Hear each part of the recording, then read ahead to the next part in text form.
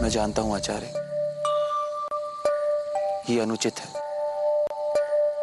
किंतु क्या करूं?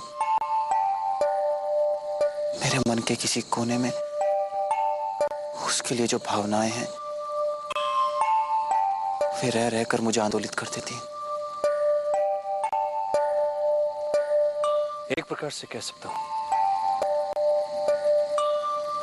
इसमें तुम्हारी कोई त्रुटि नहीं है चंद्रगुप्त। तुम्हें मैंने सभी प्रकार की विद्याएं दी, किंतु अपने चित्त को संभालने के बारे में तुम्हें कोई ज्ञान नहीं दे पाया, विशेषकर ऐसी संवेदनशील भावनाओं को संभालने के बारे में। क्योंकि समूचे ब्रह्मांड और गणित का ज्ञान तो पुस्तकों से प्राप्त किया जा सकता है, किंतु ये जो मन की आसक्ति से उपजा उद्वेग है उसे अपने अनुभवों से ही समझा जा सकता है। मेरी ये दृढ़ मान्यता है कि बच्चों को पहले 5 वर्ष तक अपने हृदय का टुकड़ा मानकर भरपूर प्रेम देना चाहिए, क्योंकि अगले 5 वर्ष उन्हें कड़े अनुशासन में रखना चाहिए, और जब वे 16 वर्ष के हो जाए तो उन्हें अपना प्रिय मित्र मान लेना चाहिए। तो मेरी मान्यताओं के अनुसार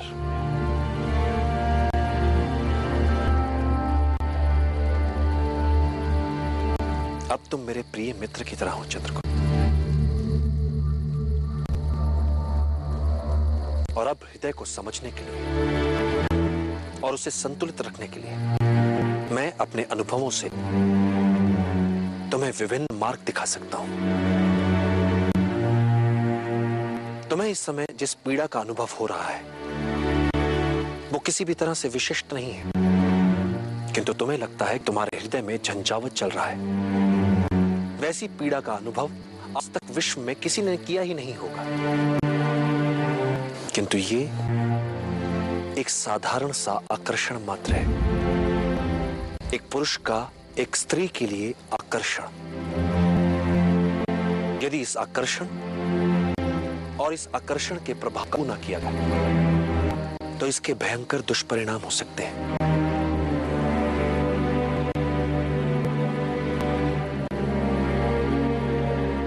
एक बात सदैव याद रखना चंद्रगुप्त,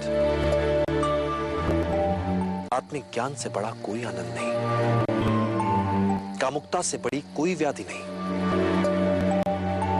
और शारीरिक आकर्षण से बड़ा कोई शत्रु नहीं। क्या आचार्य, एक स्त्री और पुरुष का मिलन कोई बुरी बात होती है? कदापि नहीं। एक साधारण व्यक्ति के लिए यह सामान्य होगा, किंतु जिन्हें महान बनना है, जिन्होंने अपने लिए एक महान लक्ष्य निर्धारित किया है, उनके लिए घातक होगा, आत्मघाती होगा। जिसके मन पर प्रेम, आसक्ति, आकर्षण ने डेरा जमा रखा हो, वो व्यक्ति अपनी सत्ता और शक्ति का निष्पक्ष रूप से निष्पादन करने में असमर्थ हो जाता है। फिर वो अपने ही पूर्वस्व काया भर रह जाता है। वो सदैव असुरक्षा की कुंठा से पीड़ित रहता है। ये सब किसी किसान, किसी व्यापारी, किसी पदाति सैनिक के लिए सामान्य हो सकता है, किंतु जिसने अखंड भारत के सम्राट बनने का लक्ष्य निर्धारित किया हो, उसके लिए प्रेम, आसक्ति, कामुकता उसके पतन का कारण होती है।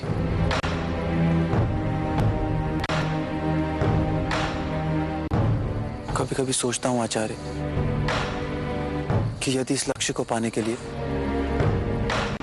इतना भारी मूल्य ना चुकाना पड़ता तो। साधारण मूल्य चुकाकर यदि इतना बड़ा लक्ष्य मिल पाता तो कोई भी अखंड भारत का निर्माण कर लेता। फिर ना तो किसी चाणक्य की आवश्यकता होती और ना ही किसी चंद्रगुप्त की।